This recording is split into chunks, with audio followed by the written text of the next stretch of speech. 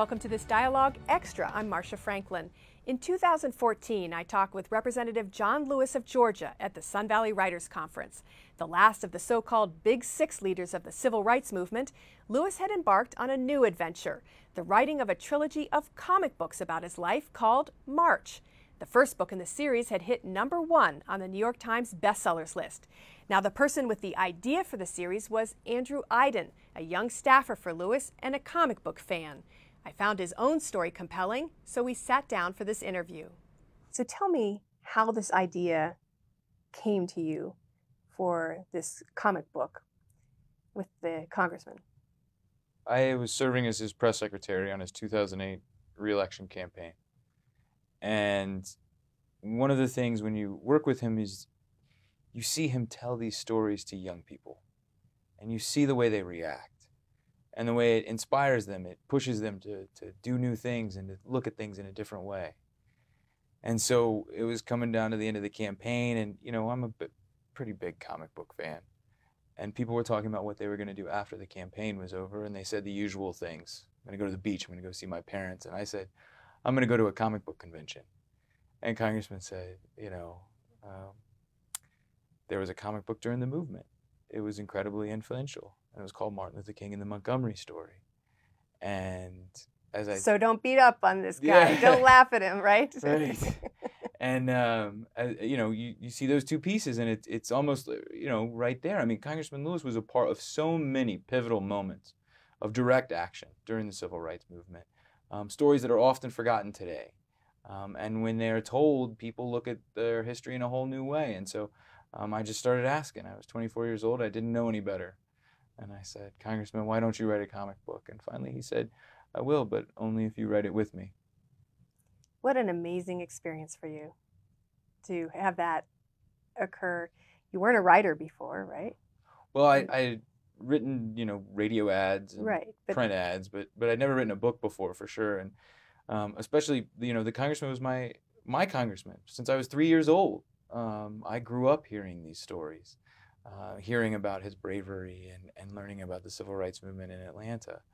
And, it's one of those sort of magical connections that you never expect will happen when you're just a kid growing up, in a town like that. So how did you decide what to put in to the book? And of course now it is a trilogy because there is so much to put in. Exactly. But how did you make those decisions? Well, that was the hard part, right? Originally we had imagined a single volume, and what we turned in was a 500+ page script. So it was really a question of what do you cut? And eventually the answer was nothing. Put in as much as you possibly can, tell as much of the truth as you can, because the details matter, and people need to understand that this was not a great speech that solved everything, but this was a concentrated effort for many, many years by young people willing to give everything for what they believed in. The visuals, the drawings are exceptional, and the person that did them is quite well known in the field as well. Nate Powell, yes. Nate's a tremendous talent. He won the Eisner Award, which is like the Oscars of comics, for Best Graphic Album in 2008. He's an LA Times Book Prize finalist. He's just an extraordinarily talented individual. And it's been a real pleasure to collaborate with him because he has such a unique eye. And he believes deeply in what we're doing. He is someone who grew up in Alabama and Arkansas. So he's from the South, and so we three Southerners have had the opportunity to collaborate on something that has turned out to be very special. Tell me a little bit about your own life and why you were attracted to work with Congressman Lewis to begin with, and why the issues that he cares about are relevant to you as well. Well, I grew up in Atlanta, like I said, and Congressman was my congressman. And I had gone to work in Connecticut. I had graduated from college up there and had been in politics. But as a young person, my father left when I was about 3. And so I was raised by a single mother. And at the same time after he left, is when I started getting into comics. You're searching for role models. You're searching for heroes. You're searching for people who are interested in right, in justice. And that's how I fell in love with comics. And so when I went to school in Connecticut, I started working in politics. I was the floor assistant to Lieutenant Governor there at the state Senate, and then went on to work for another member And I started in the congressman's office answering mail, and sort of worked my way up from there. So it's been. But what about his issues to attract you? Because you can't write a book like this that delves into the civil rights issues without, I would think, having some passion for them yourselves. I mean, the South is very different now than when Congressman Lewis grew up.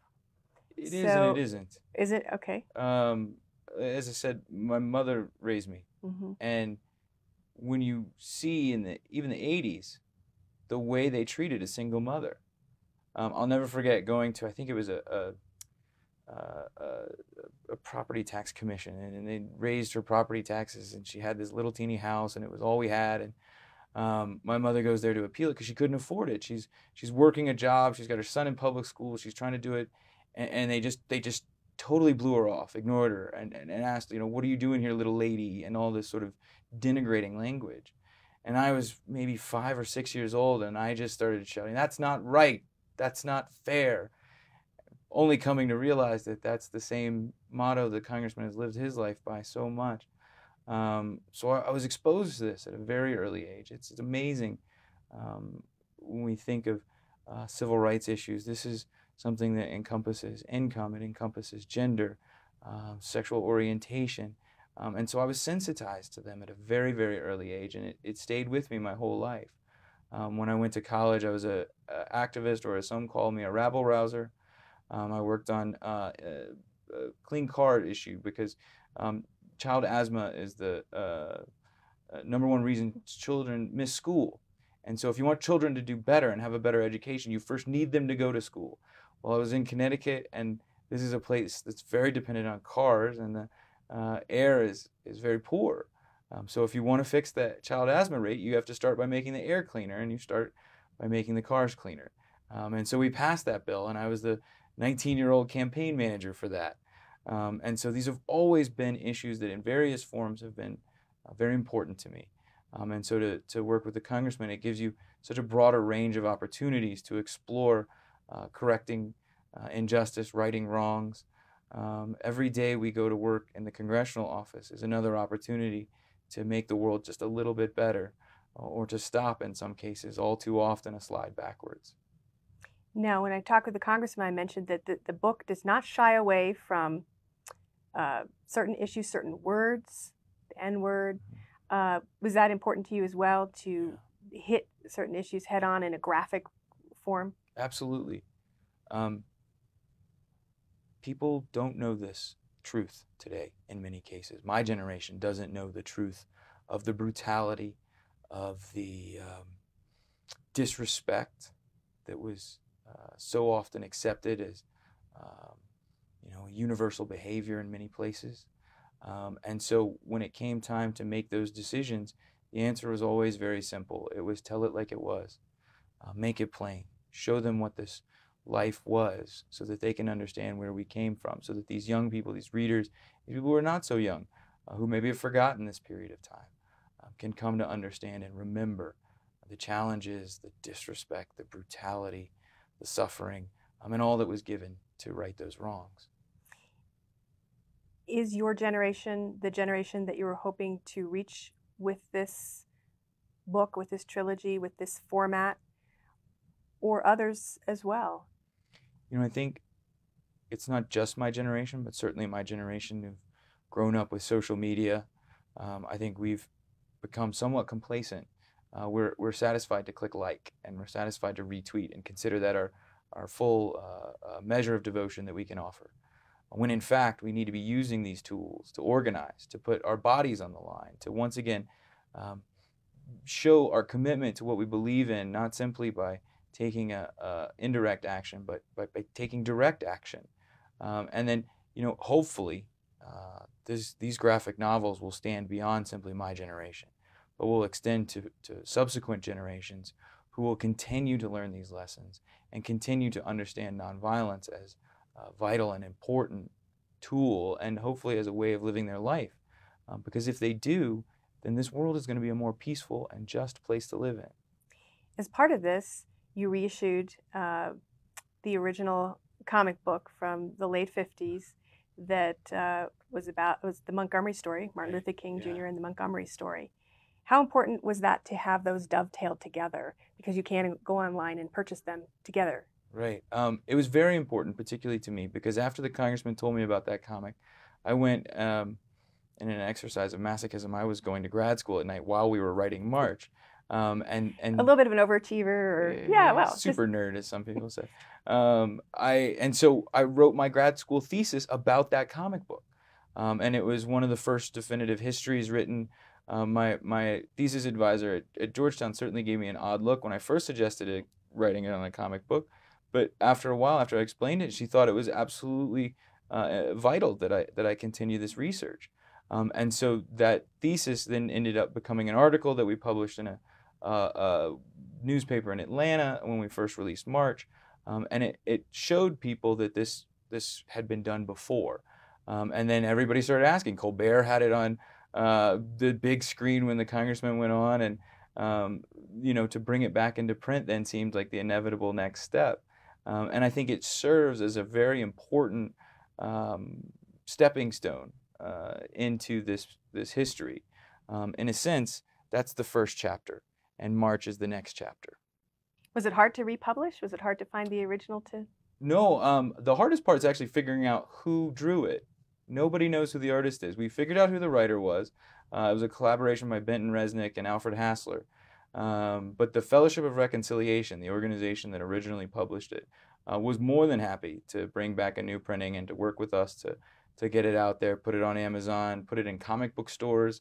I think it's we see comic stores around nowadays, and you've got Spider-Man and Batman, and then now Dr. King and John Lewis. And that's a huge shift. This would be considered 10 years ago public information comics, and now they're considered cutting edge.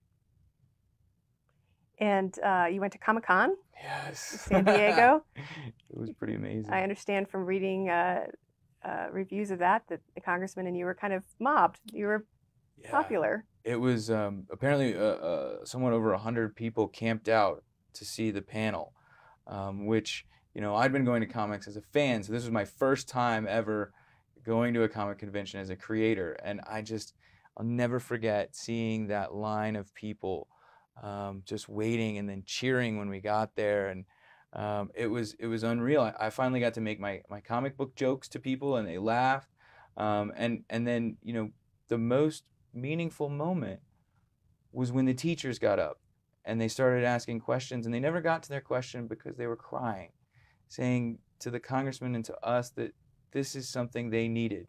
They needed it so badly so that they had the tools in their classroom to show the next generation what they needed, the shoes that they were walking in, and what they needed to do. Well, amazing that the congressman couldn't even get a library card when he was growing up, and then now he's speaking How far to we've come.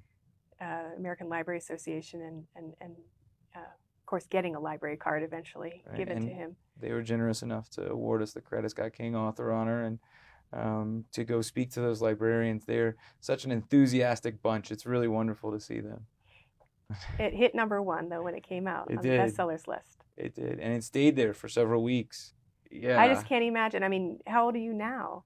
I'm 30. 30. So to have this happen, to have this idea in the congressman's office, you're about to, go on your break and everything, and it turns into a #1 best-selling book. It says something, doesn't it, about people's interest in the subject?